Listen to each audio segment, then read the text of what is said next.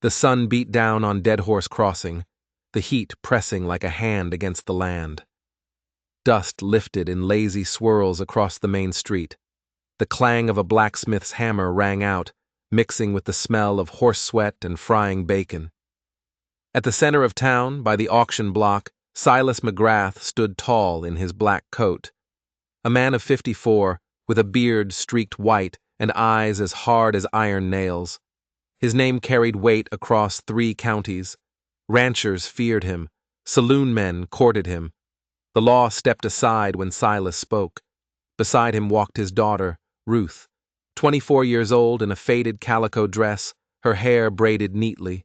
Her eyes were gray and weary, as though years of silence had already pressed lines into her spirit. Silas had chosen this day, Market Day, to make an announcement. To a crowd of ranch hands, traders, and gamblers, he planned to declare that his only daughter would be wed to Jed Turner, a saloon keeper with a reputation for cruelty. Turner stood nearby, his belly pushing against a leather vest, his smile loose and sly, already measuring Ruth like a man might measure stock. Ruth felt the weight of every gaze as Silas cleared his throat. His voice rolled over the market like thunder. Folks, you know me, and you know that when Silas McGrath says a thing, it is as good as done. Today I tell you this. My daughter Ruth is promised to Jed Turner. Their marriage will bind our lands, our herds, and our names. It will be a union no man dares question. A few men clapped. Turner tipped his hat with a leer. Ruth's chest tightened. She had borne her father's word as law, his hand as punishment, his will as the measure of her life. But something inside her rose against it. She heard her mother's voice, faint as wind through the mesquite. You are not a thing to be sold, Ruth. You are flesh and soul. When the applause died, Silas turned to her. Girl, step forward. Give these men your smile. Show them you know your place. Her lips parted, but not in a smile. What came instead was a whisper, sharp enough to slice through the silence. No. It was the first time she had ever said the word to him in public. For a moment, even the horses stilled. Silas blinked, as if he could not believe his own ears. What was that? Ruth drew a breath, her heart hammering. I said no. I will not marry him. Gasps rippled through the crowd. Turner's face darkened, his smile collapsing into a snarl. Silas's hand moved faster than thought. His fist, heavy and scarred, struck her across the cheek. The crack echoed off the wooden buildings. Ruth staggered and fell into the dust. The crowd went silent. Men who had faced Apaches and drought turned their eyes away. Silas McGrath's wrath was a storm no man cared to step into. Ungrateful wretch, Silas roared, towering above her. I gave you every scrap of life you have, and this is how you repay me? With defiance, with shame? Ruth pressed a hand to her cheek, the skin on fire. She lifted her gaze, seeing her father not as a protector, but as a jailer. Father, she whispered, I am your blood, but I am not your property. His face twisted. He grabbed her arm, hauling her upright. You'll beg my pardon here and now, or you'll find yourself beaten worse than any stray mule. The townsfolk watched, caught between pity and fear. Turner chuckled darkly. She'll learn, Silas. I'll see to that. Ruth's eyes swept the crowd. She saw faces she had known since childhood. Not one stepped forward. Her father's will was absolute. She knew she had to bend or he would break her. I beg your pardon, Father, she said, the words scraping out like stones. Silas released her with a triumphant grunt. There you see it, he bellowed.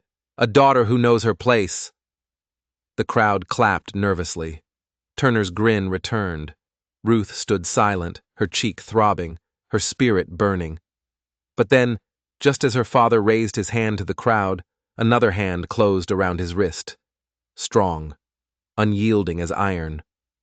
The crowd turned. A tall man had stepped from the edge of the square. His skin was the bronze of the desert sun, his hair black and bound with leather. He wore buckskin and carried a bow across his back. His eyes were dark, steady, and when they fixed on Silas, the rancher's fury met something it could not cow. "Enough," the stranger said, his voice deep and calm. "A man who strikes his daughter shames himself before all." A murmur swept through the crowd. "Apache." Silas wrenched his arm free. "This is no affair of yours, savage. She is my blood, my property." The stranger's gaze did not falter. "My name is Bo, and I tell you, no father owns his daughter." Silas rounded on Ruth. "Girl, tell this savage you are mine." Ruth trembled. Every instinct told her to obey. But Bo's eyes found hers, steady and unafraid. And in them she saw something she had never known. Respect. Her voice shook, but the words came clear. I want to go." The square erupted. Turner cursed. Silas's face went white with rage. "She has spoken her choice," Bo said, his presence a shield. "She has no choice," Silas thundered. "She is mine until I give her to a husband. That is law." Bo's gaze cut through him. "There is a law older than yours. No one owns another's spirit." His words settled over the square like dust after a storm. For 24 years, Ruth had been told she was nothing. Now, a stranger had given her back her voice. Silas roared, "You'll regret this, Apache. No one defies Silas McGrath." Bo's face was unreadable. "Perhaps. But today, she walks free." He turned to Ruth, his hand open, not commanding, but offering. For a heartbeat, she hesitated. Fear whispered, doubt gnawed. But then he spoke again, so low only she could hear. "Your mother sent me." The words struck her like lightning. Her mother? Dead for 10 years. What could he possibly mean? The mystery, the impossibility of it, was stronger than her fear. She placed her hand in his. Gasps swept the square. Turner cursed. Silas bellowed with rage. But it was done. Ruth stepped down from the platform, her hand in Bo's, her heart pounding like a wild horse breaking free. They moved through the stunned crowd, no one barring their path. "Ruth!" Silas shouted after them, his voice ragged with fury. "You'll crawl back or I'll drag you!" She did not look back. Bo led her to a tall bay horse at the edge of town. He lifted her easily into the saddle before mounting behind her. The town faded behind them, swallowed by dust. The open desert spread ahead, wild and untamed. As they cleared the last of the buildings, the crack of a pistol split the air. A bullet whined past Ruth's ear. Jed Turner, standing on the saloon porch, smoke curling from his gun. This wasn't just an escape, it was the start of a war. The desert stretched wide and merciless. They rode until the moon climbed high, casting silver across the mesa. When Bo finally slowed the horse near a stream bed, Ruth slid stiffly to the ground. He built a fire, the warmth reaching into her bones, easing the chill of fear that still clung to her. For a long while, neither spoke. Finally, her voice trembling, she asked the question that burned in her mind. "What did you mean? About my mother?" Bo looked at her from across the fire, his expression solemn. "Your mother was a woman of 2 worlds, Ruth. She was born Chiricahua Apache. My cousin." Ruth stared, her mind reeling. Her mother, the gentle woman who hummed Spanish lullabies, was Apache? It was impossible. "Your father met her when he was just starting his ranch," Bo continued. "He took her from her people. He made her forget her language, her family. He erased who she was. The pieces of her childhood began to rearrange themselves. Her mother's sadness, her father's constant simmering anger whenever she spoke of her mother's past. It wasn't just control, it was suppression. But she never forgot us," Bo said. He reached into a pouch at his belt and pulled out a small, folded piece of fabric. An old handkerchief, embroidered clumsily with blue thread. It was the same one Ruth kept hidden under her mattress, the one her mother had made. She gave this to me years ago, Bo said. She made me promise. If you were ever in danger, if his hand turned on you as it turned on her, I was to come. I have been watching Ruth. For a long time. He hadn't just been a random savior, he was family, fulfilling a sacred promise. The revelation was a shock, but it was also an anchor. She wasn't just a runaway, she was being reclaimed.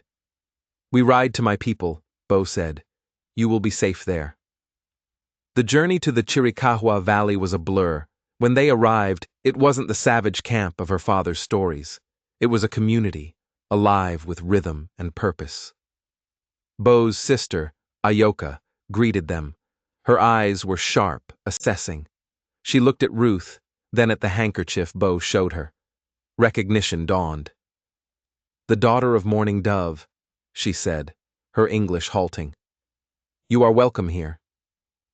Ruth began to learn the rhythms of her mother's people.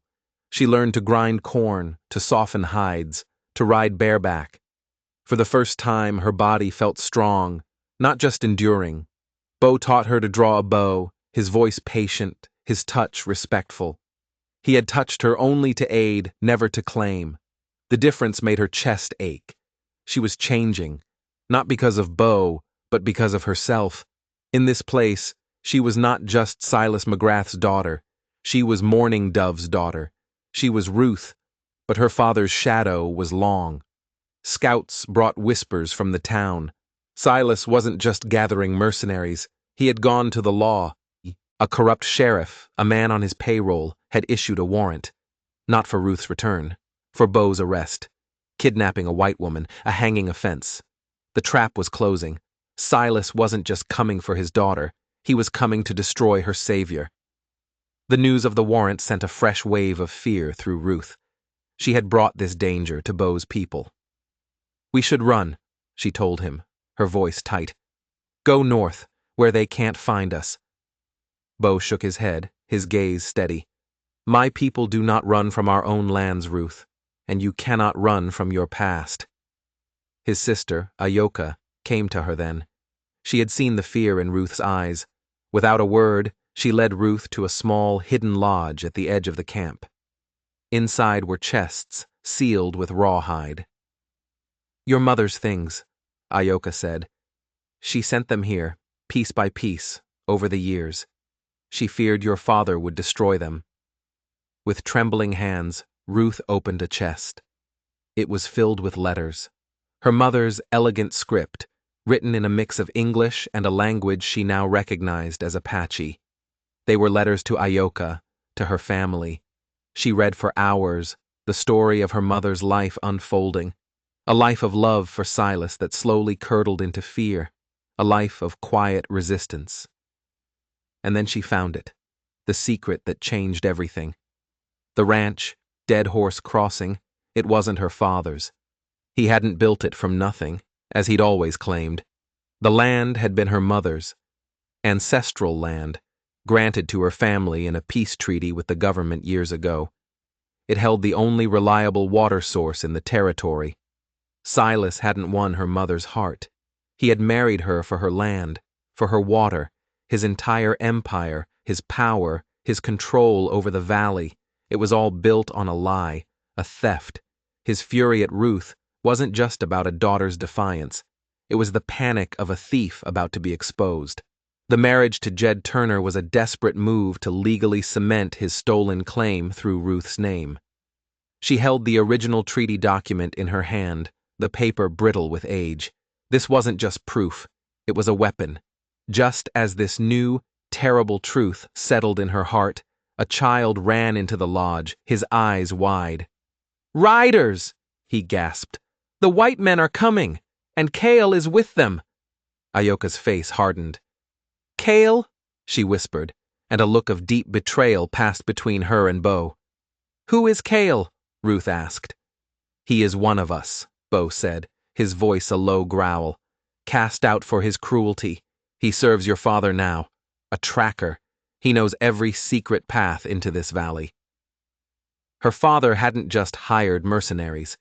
He had bought a traitor from within. They weren't just facing an attack. They were facing a betrayal that could tear the Chiricahua apart, and Kale knew exactly where to strike. The attack came with a brutal, calculated precision. Silas, guided by the traitor Kale, didn't launch a frontal assault. They came over the high ridges, using their knowledge of the terrain to bypass the Apache scouts. The valley, once a sanctuary, became a kill box. Bo and his warriors fought with fierce courage, but they were outnumbered. It was a desperate, chaotic battle among the rocks and cottonwoods. Ruth, her heart pounding, refused to hide. She helped Ayoka move the children and elders to a hidden cave, her mind racing. The document, the treaty, was her only weapon. But it was useless in the middle of a firefight. She found Bo near the riverbank, an arrow wound in his shoulder, his face grim as he reloaded his rifle. "We can't hold them, Ruth," he gritted out. "There are too many." "My father," she said, her voice shaking but firm. "I have to face him. It's the only way." "He'll kill you," Bo said, grabbing her arm. "No," she said, pulling away. "He won't, because I know his secret." She ran out into the open, a small, defiant figure in the midst of the chaos. "Father!" she screamed, her voice carrying over the gunshots. "Stop this!" The fighting faltered. Men on both sides lowered their weapons, staring at her. Silas rode forward, his face a mask of rage. The corrupt sheriff and Jed Turner were right behind him. "It's over, Ruth," he snarled. "You've made your choice. Now you'll die with them." "This land is not yours to take," she cried, holding up the treaty. "It belonged to my mother. It belongs to her people. I have the proof." The words hit the clearing like a thunderclap. The hired guns, the mercenaries, they exchanged uneasy looks. They had signed on to reclaim a runaway daughter, not to fight a war over stolen land. Their loyalty was to coin, and a disputed claim was bad for business. Silas just laughed, a harsh, ugly sound. "A piece of paper? That's your weapon? The law in this territory is who has the most guns. And I do." He raised his pistol, aiming it directly at her. "Then you'll have to kill your own blood on her own land," Ruth said, her voice ringing with a strength she didn't know she possessed. Silas hesitated, his finger tightening on the trigger. In that moment of hesitation, the traitor, Kale, made his move. But he didn't attack Bo. He spun, his knife a silver blur, and drove it into the back of the corrupt sheriff standing beside him. The sheriff crumpled with a choked cry. Kale turned, his face a mask of cold fury, not at Bo, but at Silas. "You lied," Kale hissed. "You said we were reclaiming a daughter. You did not say we were fighting for stolen Apache land." He looked at the other warriors Silas had paid. "This is not our fight. This man has no honor." The betrayal was complete. Silas's army was dissolving before his eyes. His hired guns, seeing their leader's authority shattered and their numbers dwindling, began to back away. Silas, enraged and cornered, turned his pistol from Ruth to Bo. "If I can't have her, no one will." Before he could fire, an arrow struck him in the shoulder. It wasn't from Bo. It was from Ayoka, positioned on the ridge above. Silas roared in pain, the pistol falling from his grasp. It was over. His men fled. Jed Turner, the cowardly saloon keeper, was the first to run, his horse scrambling back up the trail. Silas sat on his horse, wounded and defeated, surrounded by the silent, victorious Apache. His empire of fear had crumbled. Ruth walked toward him, her heart a tangled mess of grief, pity, and a terrible, soaring freedom. She looked up at the man who had been her jailer her entire life. He was just a man now, a broken, defeated man. "It's over, Father," she said softly. He just stared at her, his eyes full of a hatred that was all he had left. The Apache did not kill Silas McGrath. Bo, in an act of profound mercy, allowed him to leave. "Go," Bo said. "Live with the shame of what you have done. Live with the knowledge that the daughter you tried to break is stronger than you will ever be." Silas rode away, a solitary figure disappearing back into the desert that had witnessed his rise and his fall. He never returned. His power in the territory was broken, the story of his defeat spreading like wildfire. In the aftermath, a new world began. Ruth, holding the treaty that was her birthright, made a choice. She did not sell the land. She did not claim it for herself. She gave it back. She worked with Bo and the territorial government to establish the valley as a protected territory for the Chiricahua, a sanctuary where they could live in peace. Her mother's legacy was not one of ownership, but of restoration. A new town grew, not Dead Horse Crossing, but Mourning Dove Crossing, a place where ranchers and Apache could trade in peace, their lives intertwined by mutual respect, not fear.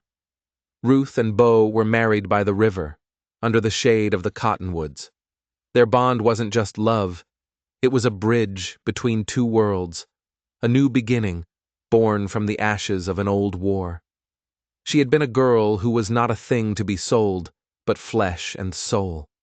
She had faced down a tyrant, not with a gun, but with the truth, and in doing so, she hadn't just freed herself, she had redeemed a legacy and built a future for two peoples. What do you think is the most powerful weapon, a gun or the truth? Let me know your thoughts in the comments below. If this story of courage and resilience touched your heart, please help it reach others by hitting that like button and subscribing to the channel for more tales from the frontier. Thanks for joining me on this journey.